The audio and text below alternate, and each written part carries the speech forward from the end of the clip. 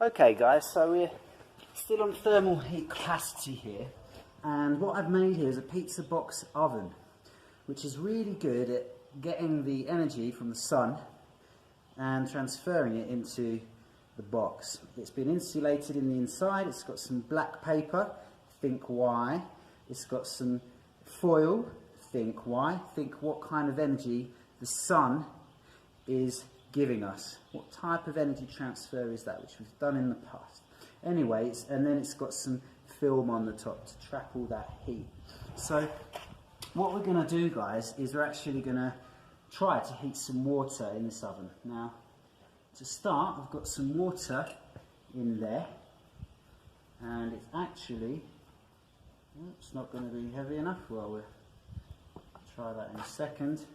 We're going to take the temperature of that, and it's been in the sun a bit.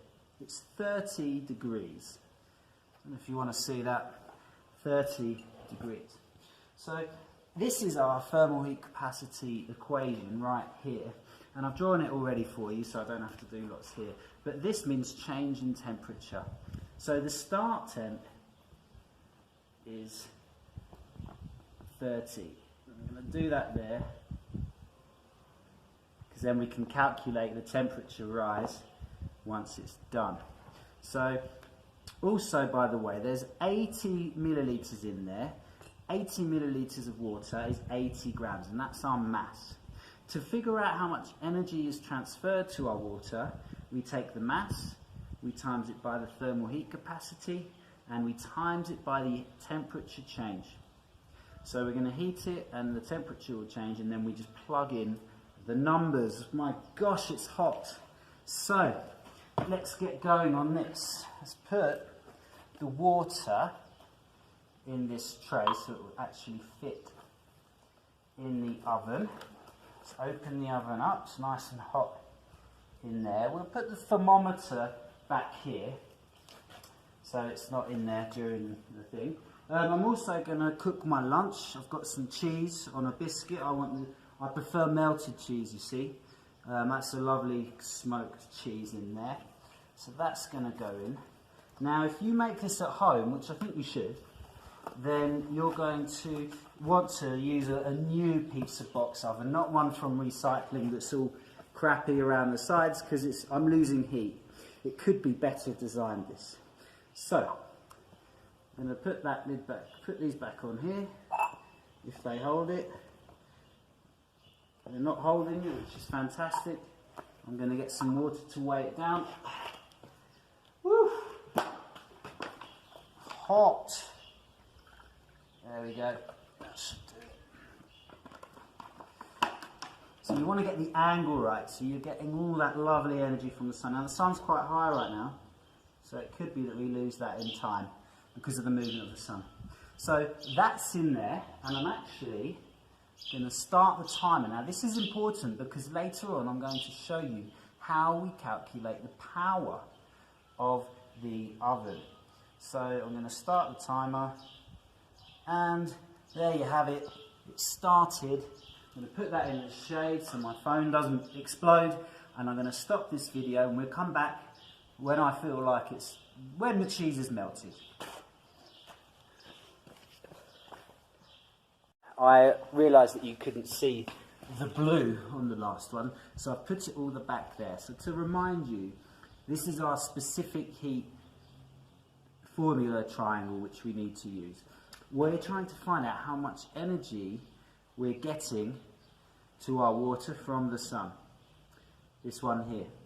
So to find out the energy, we take the mass, which was 80 grams of water in there. I know you can't see it very well, but hopefully my explanations are going to... you times the mass by the specific heat capacity of the substance, which is water, which is 4.186 joules per gram. So it takes 4.16 joules of energy to heat a gram of water by 1 degree.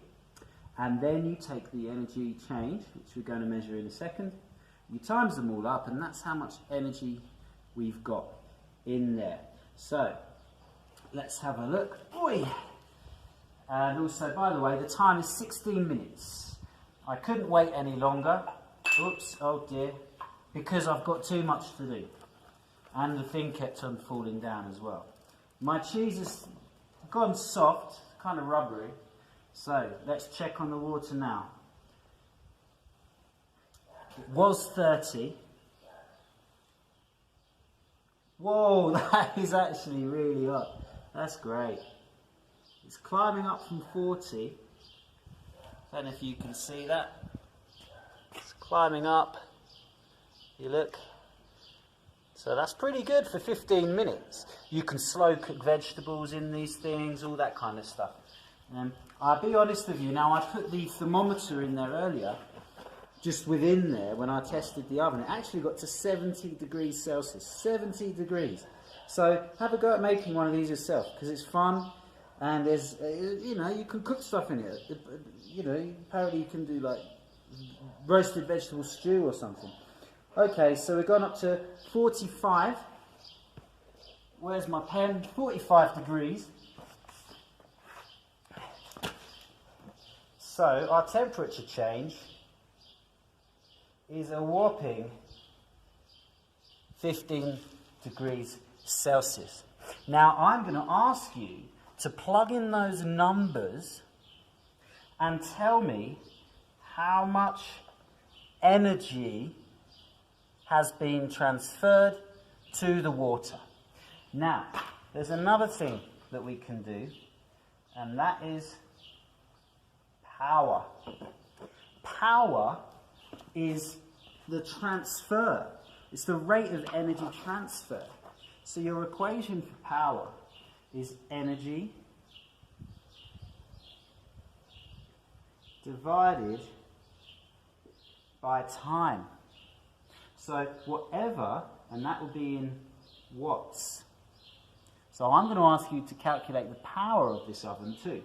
So you take your answer for energy, and then you divide it by the time. Now the time was 16 minutes. Don't forget, you need to convert that into seconds, so times it by 60. And then that's going to give us the power of our oven. One last thing before I shut the show. I'm going to have a snack. Oh yeah, warm cheese on a biscuit is really good. Good luck with the activity.